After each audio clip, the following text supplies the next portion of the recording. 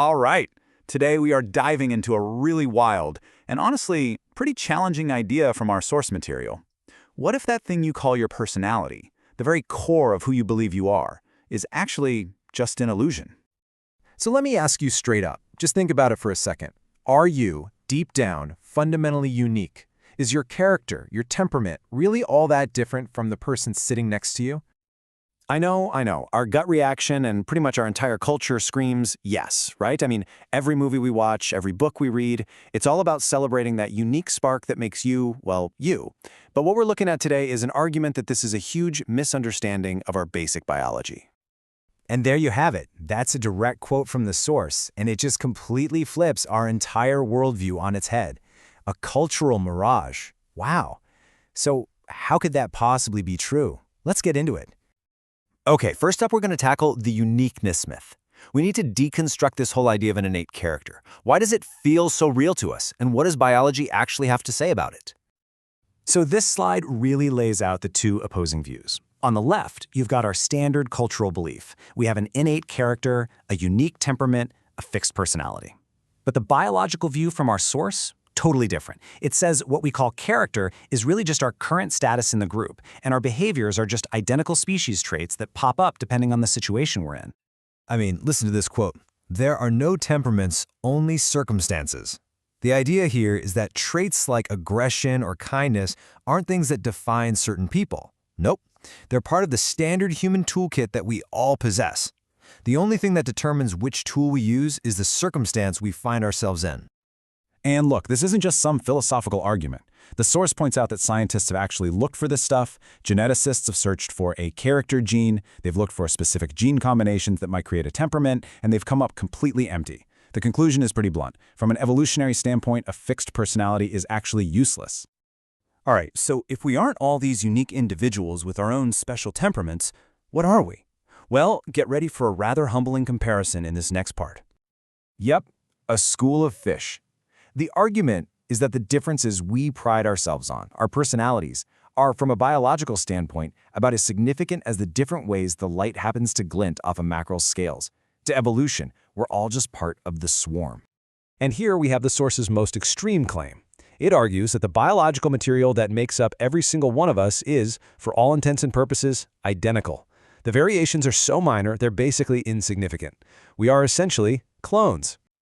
So this leads to a massive question. If this is true, why?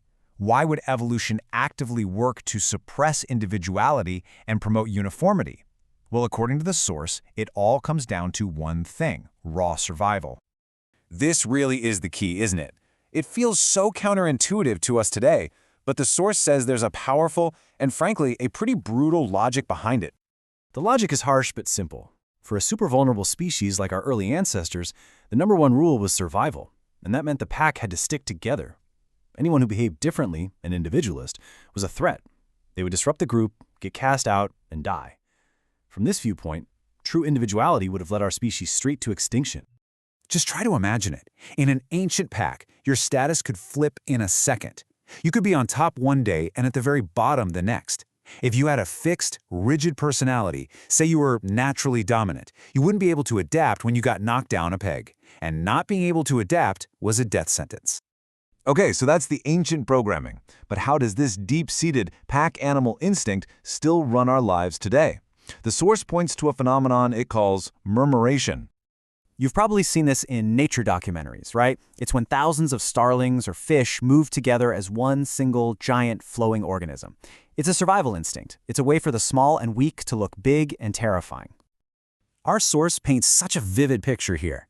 Thousands of tiny, vulnerable starlings become one giant monster bird in the sky. Thousands of catfish merge into what looks like a single, monstrous drill in the water. No predator is going to mess with that. That is the power of absolute unity. And, of course, we see the exact same instinct in ourselves. The ancient Greek phalanx wasn't just a clever military tactic, it was human murmuration.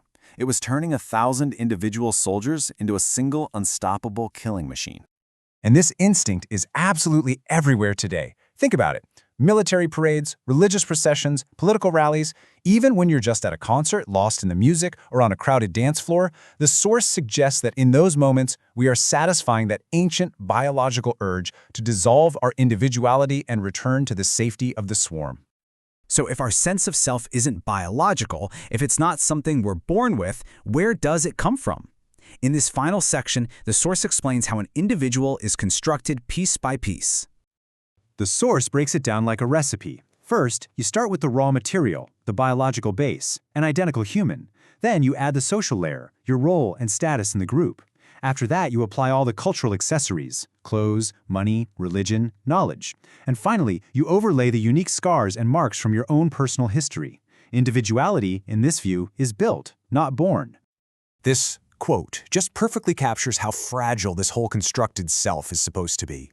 Your identity is tied to your status symbols, your toga, and your physical experiences and history, your skin. Take those away and what's really left?